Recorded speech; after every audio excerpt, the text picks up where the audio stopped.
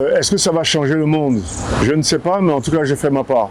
Mais je crois qu'on peut changer le monde avec de si petites choses. Moi, il y a quelques années, j'ai prononcé quelques mots avec mes amis dans le rap, avec mon groupe dans le rap. Et ces petits mots-là ont fait leur tour, le tour des cœurs de tous les petits Gabonais. Et aujourd'hui, on commence à avoir des réalités qui ressemblent à ce que nous, on a toujours chanté. Donc moi, j'y crois. Je crois que si chacun fait ce qu'il a à faire et qu'il le fait bien, avec sincérité, avec l'intelligence de la tradition africaine, on peut changer le monde avec ça. Ça peut commencer par un petit masque, ça peut commencer par une mélodie, ça peut commencer par une chanson, mais il faut s'y mettre.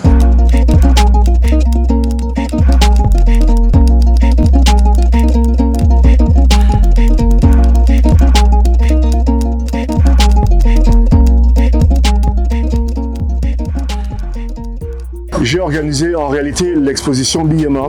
Elle fait partie d'un vaste programme que j'ai mis en place grâce à l'opportunité que m'offre l'Institut français du Gabon. Ce vaste programme s'appelle Intelligence artifricaine, j'ai inventé le mot. Ce programme contient donc l'exposition qui s'étend sur tout le mois de novembre.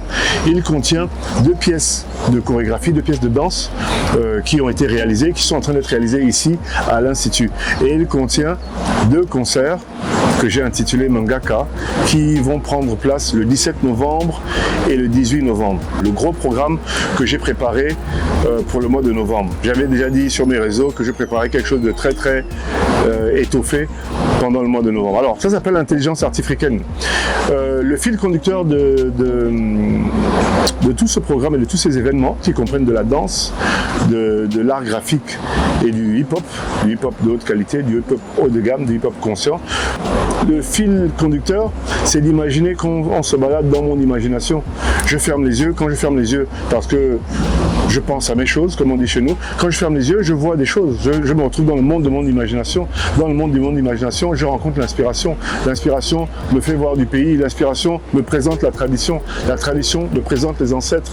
Et dans tout ce beau voyage où je découvre des couleurs, des sonorités, des mélodies, des mots et des idées, je vais revenir en disant mais il faut que je ramène quelque chose pour les autres. C'est à ce moment que je rencontre l'intelligence artificielle et avec elle, j'ai fabriqué les éléments que vous pouvez voir là. Donc il y a des éléments visuels et graphiques comme l'exposition, mais il y a des éléments sonores qui vont intervenir dans le hip-hop, dans le concert du hip-hop. Mais en gros, tout ça là, c'est une célébration de la créativité et de l'inspiration d'un artiste. C'est une manière de dire, regardez en fait comment ça se passe quand je fabrique quelque chose. Parfois ce qui sort c'est une image, parfois ce qui sort c'est un son, parfois ce qui sort c'est un mot, mais dans tous les cas ça vient du cœur, du plus profond du cœur d'un jeune Africain intelligent qui utilise sa tradition et les technologies modernes. Intelligence artifricaine, c'est ça.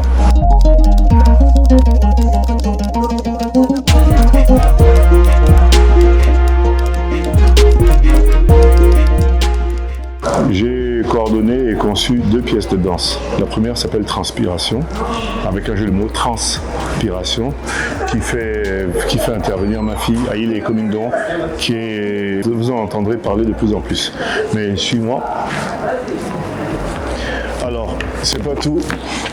On a aussi un danseur, chorégraphe, les tout, émérite, qui s'appelle Amael Mavungu, qui intervient sur la 2e pièce de danse, qui s'appelle Transcendance. Est-ce que tu peux te présenter rapidement, nom, prénom, âge réel, tout.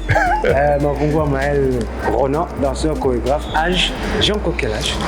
L'âge de la danse. Voilà, mais en tout cas, quelqu'un de très fort, le style. J'ai fait danse traditionnelle et danse contemporaine. Voilà, Amael sera sur le concert. On a ici Olidji alias C'est tout tank Amaterasu. Alors, quel est ton niveau d'intervention sur le spectacle?